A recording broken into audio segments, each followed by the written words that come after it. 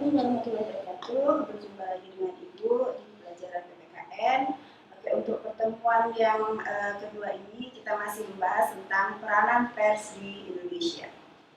Dalam pertemuan kali ini yang akan kita bahas ada dua, yaitu pers yang bebas dan bertanggung jawab sesuai dengan etika jurnalistik dan kode etik jurnalistik.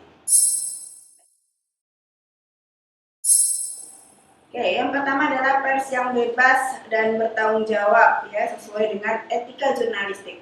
Jadi sebuah pers yang bebas atau independen itu diperlukan untuk perkembangan demokrasi, memajukan kesejahteraan umum, keadilan dan kebenaran, dan mencerdaskan kehidupan bangsa. Nah, menurut Prasetyo yang dikemukakan tahun 2017 ya, kemerdekaan pers itu mencakup dua hal. Yang pertama adalah struktur, yang kedua adalah performance. Ya, yang struktur atau freedom for, bebas dari. Ya, jadi kemerdekaan pers atau kebebasan pers dari tekanan, baik tekanan sosial maupun politik. Ya, jadi pers itu independen atau bebas dari pengaruh lingkungan ekonomi. Kemudian yang kedua itu performance, ya, atau freedom to, bebas untuk, ya, bahwa kebebasan pers itu juga diukur dari bagaimana cara pers itu menggunakan kemerdekaan tersebut, ya. Contohnya apakah liputan media itu telah jujur dan adil, ya. Jadi untuk mengungkapkan fakta sebenarnya dan membela kepentingan publik atau sebagainya. Kemudian tanggung jawab pers, ya, menurut Undang-Undang Nomor 40 tahun 1999 tentang pers, yaitu yang pertama, pers itu memainkan peran penting dalam masyarakat modern sebagai media informasi. Kemudian yang kedua, pers wajib memberitakan peristiwa dan opini dengan menghormati norma-norma agama dan rasa kesusilaan masyarakat. Yang ketiga, pers itu wajib menghormati asas praduga tak bersalah. Yang keempat, pers dilarang memuat iklan yang merendahkan martabat suatu agama dan atau melanggar kerukunan hidup antar umat beragama. Dan yang kelima, pers dilarang memuat iklan minuman keras, narkoba, psikotropika, dan zat aktif lainnya. Oke, materi yang terakhir kita adalah kode etik jurnalistik. Ya, jadi kode etik jurnalistik itu diperlukan oleh wartawan sebagai landasan moral, ya, dan etika profesi.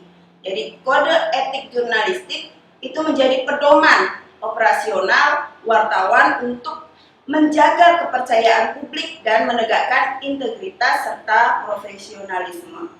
Nah, kode etik jurnalistik pada dasarnya adalah rambu-rambu, ya, untuk menghindarkan wartawan dari kesalahan yang tidak perlu terjadi dalam melakukan kerja jurnalistik, ya, seperti penyajian berita yang tidak seimbang, cenderung emosional, memelintir berita, cenderung provokatif, dan memfitnah. Nah, ada 11 pasal, ya. Jadi kode etik jurnalistik wartawan Indonesia itu ada 11 pasal. Pasal pertama, itu wartawan Indonesia bersikap independen, menghasilkan berita yang akurat, berimbang, dan beretikat buruk. Pasal kedua, wartawan Indonesia menempuh cara-cara profesional dalam melaksanakan tugas jurnalistik. Pasal ketiga, wartawan Indonesia selalu menguji informasi, memberitakan secara berimbang, dan tidak mencampurkan fakta dan opini menghakimi, serta menerapkan asas praduga tak bersalah. Pasal keempat, wartawan Indonesia tidak membuat berita bohong, fitnah, sadis, dan cabul. Pasal kelima, wartawan Indonesia tidak menyebutkan dan menyiarkan identitas korban kejahatan susila dan tidak menyebutkan identitas anak yang menjadi pelaku kejahatan. Pasal ke-6, wartawan Indonesia tidak menyalahgunakan profesi dan tidak menerima suap. Pasal 7, wartawan Indonesia memiliki hak tolak untuk melindungi narasumber yang tidak bersedia diketahui identitasnya maupun keberadaannya, menghargai ketentuan embargo, informasi latar belakang, dan off the record sesuai kesepakatan. Pasal 8, wartawan Indonesia tidak menulis atau menyiarkan berita berdasarkan prasangka atau diskriminasi terhadap seseorang atas dasar perbedaan suku, ras, warna kulit, agama, jenis kelamin, dan bahasa, serta tidak merendahkan martabat orang lemah, miskin, sakit, cacat jiwa, atau cacat jasmani. Pasal 9, wartawan Indonesia menghormati hak narasumber tentang kehidupan pribadinya, kecuali untuk kepentingan publik. Pasal 10, wartawan Indonesia segera mencabut, meralat, dan memperbaiki berita yang keliru dan tidak akurat, disertai dengan permintaan maaf kepada pembaca, pendengar, atau pemirsa.